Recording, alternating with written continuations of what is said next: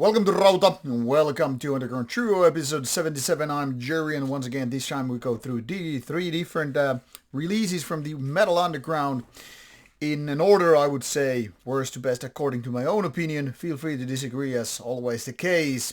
Because these are all rather unknown names, well, here they are for Underground Trio, and all different styles. We could say one technical death metal, one power metal, and one symphonic black metal. All very different, so catering to different needs and all that stuff. But let's go. First we'll go to Norway with the second album by Profane Burial, My Plateau. I was thinking, okay, this must be a powerlifting reference, or just lifting reference, because every now and then when you just don't start making more gains, you're like, okay, I'm hitting the plateau. Obviously this is not that, but I just couldn't help myself making the silly joke. Comes with a nice, really beautiful digipack packaging from Crime Records, the label in question. 6 songs, about 35 minutes of symphonic cinematic black metal as it is being described.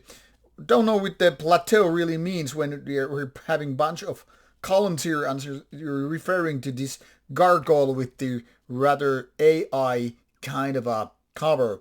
3 guys from the band. Here's some liner notes. This band is already making its way, working towards the 3rd album. To be honest, I didn't know what to expect. I was guessing this must be some kind of a death metal release based on the cover and all, but yeah, it's indeed more cinematic, symphonic black metal. It's a very, very weird one, and I'll be honest about it, not really my cup of tea. This is if Dimmu Borgir went totally different directions back in the 90s or early 2000s. You get the kind of a cinematic, orchestrated feeling, but whereas Dimmu Borgir already got big by those years and made it sound fantastic, orchestrated and all, this is more like the budget version of all that stuff. Don't get me wrong. This is actually a very, very well-sounding album. It's kind of lots of pro elements here and there. But some things don't click. It's almost like the guitarists work on a new, different set of songs rather than the keyboardists, which is like going in different directions. It seems like a tug of war, really. Like the keyboard presence and all that symphonic side of things, it's going to one direction and guitarists are going to the different one. Now with the previous review of the album, say some 4 years ago, I already got the feeling that the guitarists, the metal side of this thing is actually slowing down the dynamics of what is more like soundtrack approach here. And as such it feels like a little bit like having compromises on both sectors. It's not really that symphonic, it's not really that orchestrated, not that cinematic, but it tries to be. So hard, this kind of a game, video, movie, game, whatever, soundtrack. I love soundtrack music, but this is not catering to my needs. And when it comes to the black metal department, it feels like it's trying too hard. It's trying to go to the heights where it cannot possibly reach. So don't get me wrong. If only this was a little bit more better made in terms of songwriting. If only this had, I don't know, more kind of a better produced view of all things, this could really be it. Now I can only recommend to people who are big fans of early to mid, in a certain degree, later Dimmu Borgir as well. Just don't expect such quality. Important way that what these guys are doing, but no cigar as of yet.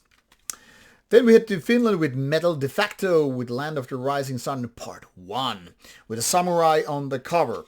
Now, this power metal band is made of very, very many talented people from various different bands back in the days.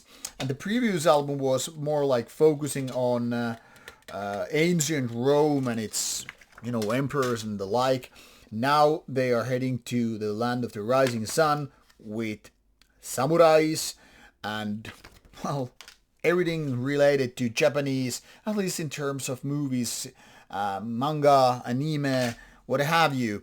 The thing here is, this sounds also very, very powerful. So these 2 albums here, back to back, I'm saying both of these are made of talents who know how to sound big, how to sound like big ass mainstream band and all that stuff.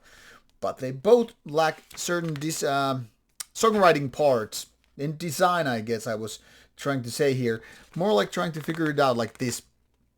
They know how to sound it big, they know how to sound it majestic, but when it comes to songwriting, it's a little bit off in a way. I mean, don't get me wrong, I don't dislike what the guys are doing with their ambitions and all. Like, this is trying to be the next big power metal thing right there.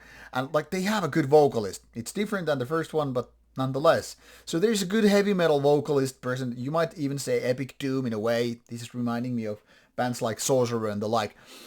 But in terms of this very, very highly uplifting music, I'm like, okay, maybe this is not my cup of tea. Maybe it requires a certain set of power metal fan to really like the kind of happy-go-lucky mood here. When this is then again done with the contrast, with this overly dramatic spoken part, it's like a little like weird, because you're getting like, okay, now it's getting darker, now it's getting more epic, and you're like, but your music is about happy, like having an ice cream, going into the sunshine and all. Creating this weird contrast which doesn't really work for me. Now, if you're a big fan of power metal style, don't miss this one. It's probably your kind of thing, even if I don't seem to understand this kind of creativity and songwriting. I'm saying, much like the previous album in question, the Profane Burial one, when you aim too high, you are kind of bound to fall back down and all that stuff. It's more like, I don't know, don't go for cinematic universe with your music unless you're really, really getting the budget and the production values and understanding the people, the crew, everything behind it, because it's not gonna fly. Just focus on the smaller things, simpler things, and it's gonna probably work better. Then the best of the pile is Atrae Bilis, which I guess translates something like not black slime, black ooze, something in that direction. Anyhow, whatever it is translated, this is Aumicide and featuring weird cover. And if you have been honest, I'm still thinking this must be some AI generated art. Nowadays, those red flags pop up every time I see a weird cover which doesn't really seem like, hey, it's man-made. I might be totally wrong, and it's totally fine to be wrong. It's just saying what I feel. Now, this is death metal, and coming more from the tech metal, tech death side of things, but let's be honest about it. I only wish these guys would be more into ways of, let's get really techy. It's more like, let's get confused with it here. I'm saying, at some points, these guys are like totally having a good groove, and then they have these weird riffs which are like, more like probably experimenting with whatever you could call it, modern day death metal. Some riffs are really cool, and there are parts where it's like, now it's gonna nail it, now it's gonna really do it. And some parts are like, why are you doing that? You're just filling the gaps with some kind of a filler parts. So no, this ain't no real next Plateau. No, it's not really next Artspire or Origin. It's not exactly the most brutal band out there. It's not the most technical band out there. And then you're thinking, so what it is, if it's supposed to be tech death, but it's not really that technical. And that leaves me kind of a puzzle, because I'm at the same time like, yeah, but. So it's like almost like, are you going to sell me a sports car or a family car? And I'm like, I'm trying to sell you both, but neither really. So the point here is, this is not exactly the most technical out there, but it's not really the basic death metal. But it's definitely more on the modern side of death metal, towards leaning towards that technical death metal side. So some really good things here, and once again, a really good production with this album as well. Good growly vocals and all that stuff, but it's a little bit of an unfocused mess. Mess might be over exaggeration here. I mean, it's on the plus side of things. It's the best of this pile anyway, but there are some things which I would have liked to see fixed, if you get what I mean.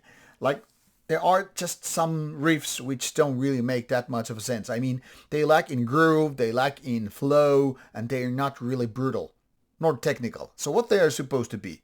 All I can really think, they're the filler riffs. You couldn't really figure out how to play them in a way it's really gonna nail you down. So, unless you're allergic to Cannibal Corpse and you want something different, more modern than that, I don't know if this is gonna offer you something, but if you like modern death metal, give this one a chance. It's worth your time, probably, likely, to some degree anyway. Now, off you go. Links are provided in the description box. I hope you like them all, but if not, well, now at least you know. Bye bye.